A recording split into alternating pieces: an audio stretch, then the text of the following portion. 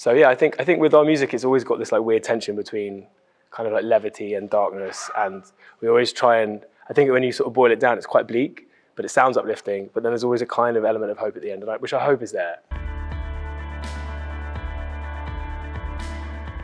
Our first gigs back were, it was us doing our reorchestrated sort of setup, which it was just... So us on stage with... huge gospel choir. 10 gospel singers and a orchestra.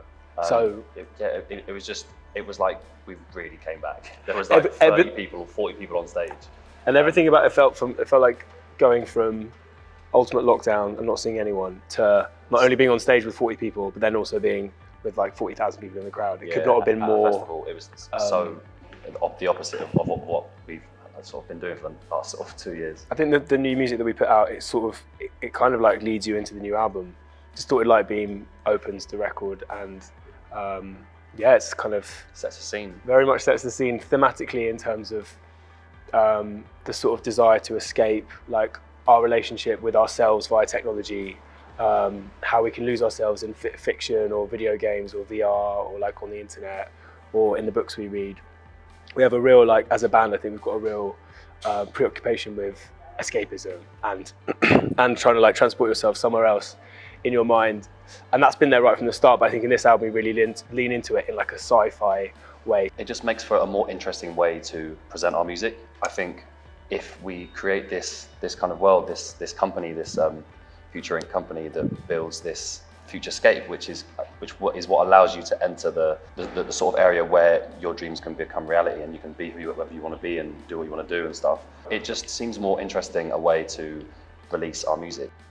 And it allowed us, within the making of the album, like Carl said, we could jump anywhere. There'll be a song about like Keith Haring in 1880s New York, and like one about Thelma and Louise, and then it'll jump to the future and it'll jump back in time. And it kind of allowed for us to just really like have a really good time making the music, and sort of, it had rules and it had boundaries, but it was also kind of like limitless in terms of what we could do.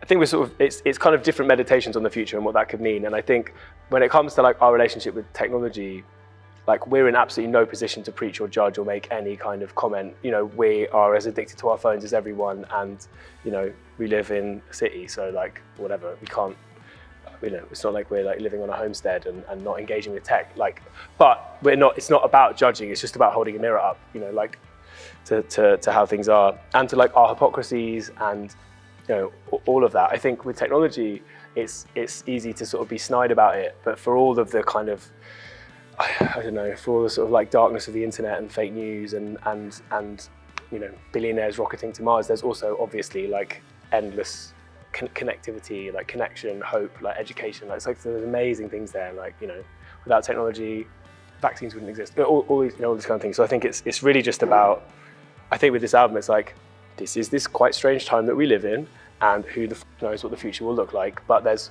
obviously hope in like other people and in humanity and in the good bits of humanity. So yeah, I think with our music, it's always got this like weird tension between kind of like levity and darkness, and we always try and, I think when you sort of boil it down, it's quite bleak, but it sounds uplifting, but then there's always a kind of element of hope at the end, which I hope is there. And where the album finishes is on a kind of, on a much more positive note. Which is really odd for yeah, just yeah, like us. There's a happy ending. At all, what? Yeah.